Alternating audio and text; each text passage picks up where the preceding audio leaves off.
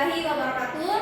Perkenalkan kami dari kelompok 4 yang beranggotakan 6 orang. Saya pribadi atas nama Dana selaku moderator pada hari ini, dan teman kelompok saya Yusuf Syawal, saya Muhammad Sak, saya Muhammad Nabil, saya Vivi Putri, dan satu teman kelompok kami yaitu Herdiana, beliau sedang sakit. Nah, di sini kami akan memaparkan hasil analisis kami mengenai capaian pembelajaran dan alur tujuan pembelajaran yang telah kami observasi dan wawancarai di SDN 030 oleh kawan-kawan. Nah, pemateri pertama yaitu Muhammad Yusuf Syawal, yang ini dipersilahkan. Baik, tujuan observasi yang pertama itu mengetahui penerapan capaian pembelajaran dan alur tujuan pembelajaran di tiap kelas. Kemudian melihat bagaimana guru menerapkan kurikulum merdeka di dalam kegiatan belajar. Ketiga, mengidentifikasi kendala dan solusi yang dilakukan guru di SDN 030 Lembang. Itu saya kembalikan ke moderator. Baik, terima kasih. Kemudian gambaran umum di sekolah akan dijelaskan oleh saudara Muhammad Afsar. Oke, baik. Jadi sekolah yang kami tempati itu adalah SD 35 Lembang. Jumlah kelasnya itu ya tidak lain 1 sampai 6. Terus kurikulum yang dipakai adalah kurikulum merdeka. Terus di SD 5 Lembang ini fokus pembelajaran itu penguatan karakter, literasi, numerasi, dan profil pelajar Pancasila. Baik, saya akan Baik, terima kasih. Kemudian hasil observasi dan wawancara kelas 1 pada fase A akan saya jelaskan karena ini merupakan fase yang saya wawancara secara langsung. Nah, menurut hasil observasi dan wawancara, guru memahami bahwa pembelajaran sekarang itu berfokus pada capaian pembelajaran atau CP, bukan hanya sekedar menuntaskan suatu materi. Nah, capaian pembelajaran ini diarahkan untuk mengembangkan kemampuan dasar literasi dan numerasi peserta didik. Adapun APP-nya disusun dengan menurunkan capaian pembelajaran menjadi tujuan-tujuan kecil yang sesuai dengan lingkungan sekitar peserta didik. Nah, pembelajaran ini dibuat menyenangkan, misalnya dengan permainan yang gauli, sederhana, dan membaca cerita yang bergambar. Nah, asesmen yang dilakukan secara kualitatif lewat observasi dan catatan perkembangan peserta didik. Adapun kendalanya seperti adaptasi istilah baru dan keterbatasan teknologi, dan solusi yang bisa diterapkan adalah adanya pelatihan dan kerjasama antar guru. Baik, pada selanjutnya yaitu hasil observasi dan wawancara di kelas 2 fase B, fase A akan dijelaskan oleh saudara Muhammad. Baik, hasil observasi dan wawancara kelas 2 fase A yaitu penerapan capaian pembelajaran dan tujuan pembelajaran berjalan cukup baik dan konsisten. Kemudian capaian pembelajaran menjadi acuan utama perencanaan dan tujuan pembelajaran dijabarkan ke langkah-langkah belajar. Guru menyesuaikan strategi pembelajaran dengan kemampuan siswa yang beragam.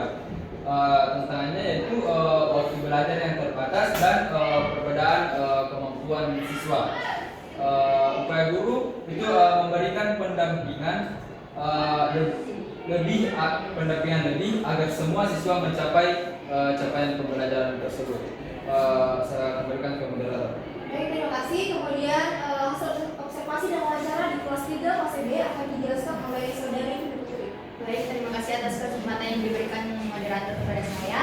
Jadi, adapun hasil observasi dan wawancara yang saya lakukan di kelas 3 yaitu fase B yaitu yang pertama, guru memahami dan menerapkan capaian pembelajaran dan alur tujuan pembelajaran secara kolaboratif bersama rekan guru.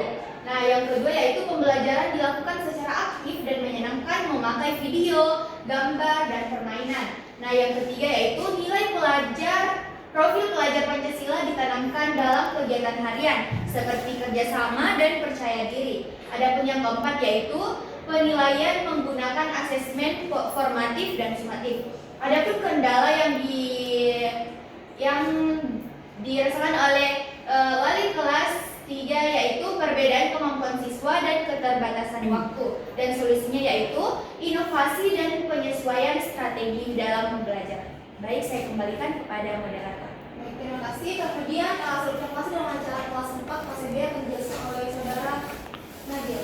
Baik, terima kasih atas kesempatannya. Untuk hasil observasi dan wawancara kelas 4 atau fase B, yang pertama penyusunan capaian pembelajaran dan alur tujuan pembelajaran dilakukan dengan menganalisis kompetensi inti terlebih dahulu. Kemudian guru menurunkan CP menjadi tujuan pembelajaran spesifik sesuai karakter siswa dan sarana yang ada. Selanjutnya itu pembelajaran dikaitkan dengan profil pelajar Pancasila agar siswa tidak hanya pintar tetapi juga berkarakter. Kemudian media yang digunakan seperti video dan LKPD menyesuaikan fasilitas sekolah. dan asesmen formatif setiap pertemuan dan sumatif di akhir semester. Baik, saya kembalikan ke moderator.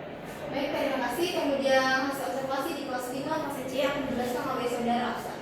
Oke, jadi hasil observasi yang berada di kelas 5 atau fase C itu yang pertama, guru menyusun capaian pembelajaran dan alur tujuan pembelajaran secara kolaboratif dengan guru-guru yang lain. Terus yang kedua, pembelajaran itu dibuat lebih aktif, menyenangkan dan berpusat pada siswa. Terus yang ketiga, media. Medianya itu kayak video edukatif, lembar aktivitas, dan permainan interaktif supaya siswa lebih aktif dalam proses pembelajaran. Terus yang keempat, nilai profil pelajar Pancasila itu diintegrasikan seperti gotong royong dan mandiri.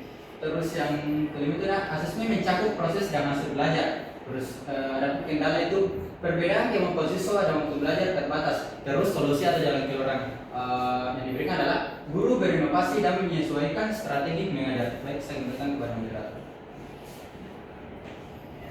Baik, hasil observasi dan wawancara di kelas 6 fase C akan dijelaskan ulang kembali oleh saudari. Baik, hasil observasi dan wawancara kelas 6 fase C yaitu guru menyusun ATP berdasarkan capaian pembelajaran yang sudah ditentukan, lalu menurunkannya menjadi TP yang mudah dipahami oleh siswa. Yang kedua yaitu pembelajaran disesuaikan dengan kondisi nyata, kelas, dan jumlah siswa yang relatif sedikit. Nah, adapun yang ketiga yaitu guru menggunakan media konkret di lantai sekolah agar siswa memahami konsep koordinat dengan mudah. Adapun kegiatan belajar kontekstual membantu siswa berpikir kritis dan asesmen dilakukan untuk menilai pemahaman dan keterampilan siswa secara menyeluruh. Baik, saya kembalikan kepada moderator. Baik, jadi kesimpulan yang kelompok kami ambil dari hasil observasi dan wawancara di SDE 030 Lembang yaitu bahwa semua guru di SDE ini sudah memahami dan menerapkan capaian pembelajaran dan alur tujuan pembelajaran dengan baik. Nah, pendekatan pembelajaran aktif dan kontekstual menjadi ciri khas di setiap kelas. Penilaian bersifat menyeluruh tidak hanya hasil tetapi juga proses belajar.